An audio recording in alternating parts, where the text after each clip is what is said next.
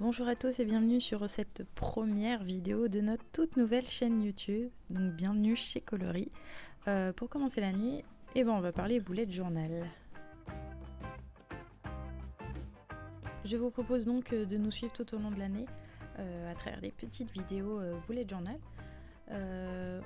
Pour cette présentation de l'année 2021, on va rester très simple et très léger. Comme vous allez pouvoir le voir, je pars sur des formes graphiques très simples à mettre en place. Donc un carré disposé en oblique. J'ai écrit 2021 très simplement et je suis venue placer de chaque côté bienvenue et bonne année en écriture toute simple. Et 2021, pour qu'on le voit bien, je l'ai doublé. Donc pour les doubler, c'est très simple, il suffit tout simplement de toutes les descendantes, donc toutes les fois où vous descendez vers vous, vous doublez. Ensuite, on n'échappe pas au traditionnel petit drapeau que je suis venue faire. Donc vous voyez, c'est très simple, c'est des carrés tout simplement que je suis venue border de drapés. Et évidemment, au cas où que je perde le carnet, il y a l'adresse à laquelle la ramener. En ce qui concerne le matériel que j'utilise, je suis restée très simple. Donc j'ai un Faber-Castell crayon de papier HB, des Stabilo Boss. Donc vous voyez que pour cette mise en page, j'utilise un orange pastel et bientôt un bleu pastel. Et j'utilise surtout des Staedtler, donc en 0,3 et 0,8 qui sont des feutres à pointe fine. Et des règles évidemment. Pour la page que vous voyez que je suis en train de mettre en place, c'est une grille de repères donc que je trouve très pratique, je l'utilise dans tous les bujots que j'ai pu faire. Donc tout simplement je viens compter le nombre de points en long et en large de ma page, ce qui va me permettre de trouver tout de suite les moitiés et les quarts. Et en fait ça aura un intérêt sur le long terme puisque j'aurai pas besoin de recompter systématiquement les points de ma page. Tout sera au même endroit et j'aurai qu'à me référer pour retrouver très rapidement mes repères sur toutes les pages. Et surtout, ça va me permettre de gagner du temps sur toute l'année. Donc c'est une petite perte de temps pour un grand gain. Si je la place à gauche, c'est pour une bonne raison, c'est plus pratique. À droite, je mets deux choses très utiles, surtout quand on commence un bullet journal, ce sont les clés. Donc les clés, c'est ce qui vous permet en fait de notifier vos tâches. Et une partie de test. Donc c'est la seconde case que je suis en train de dessiner. La partie test est très importante pour moi parce que surtout quand on est créatif, on aime bien découvrir de nouveaux stylos, etc. Et au lieu de gâcher des pages à chaque fois, j'ai un espace prévu exprès. Donc pour les clés, vous voyez tâche à finir, tâche moitié finie, etc. À vous de les personnaliser. Personnellement, je n'en utilise pas plus que ce que vous voyez là. Ça me suffit amplement. Et pour la partie test, je prends toujours le temps de bien noter c'est quel stylo qui correspond à quoi. Sait-on jamais qu'entre temps j'ai besoin d'en racheter un, etc. C'est toujours sympa de savoir qu'est-ce que j'ai fait. Nous arrivons enfin à la présentation de l'année. Alors, je présente toujours sur 4 pages en fait toute l'année.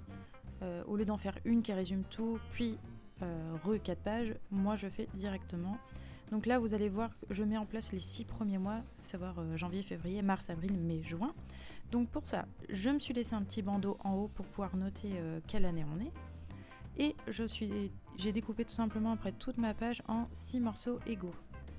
Donc j'ai fait des rectangles que vous voyez, je ne ferme pas du côté gauche, tout simplement parce que je vais utiliser ce côté pour noter mes mois et fermer ensuite.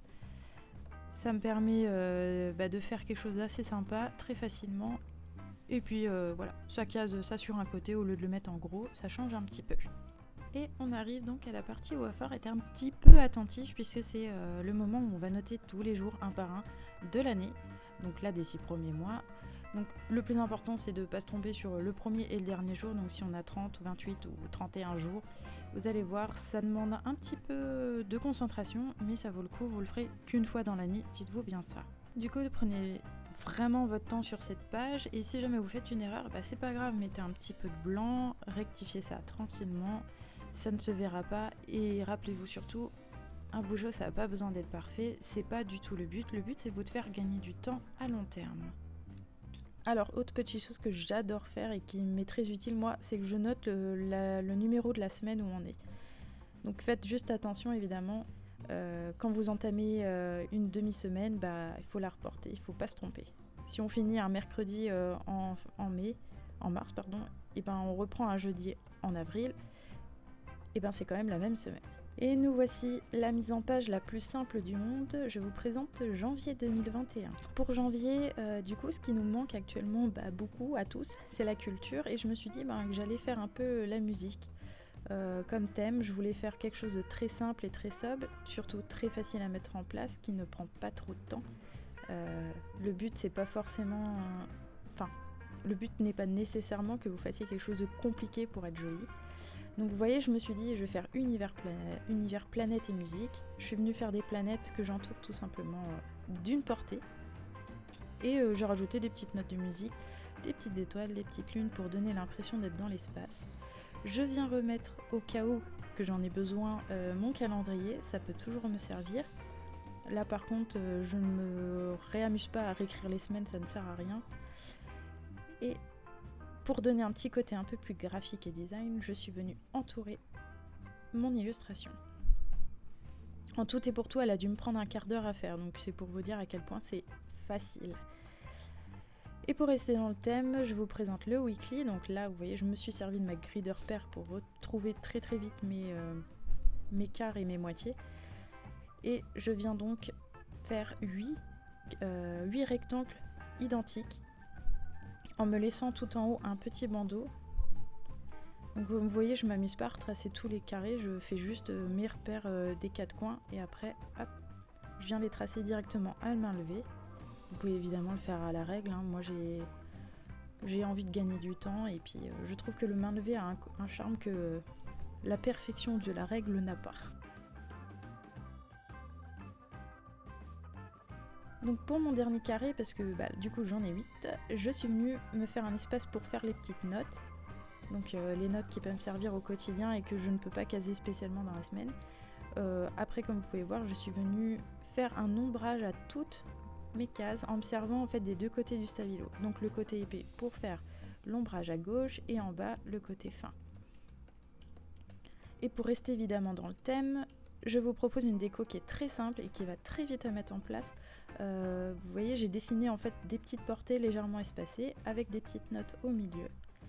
Donc c'est rapide, c'est simple et en plus il n'y a pas besoin de se prendre la tête pour savoir où vont les notes, faites selon vos envies.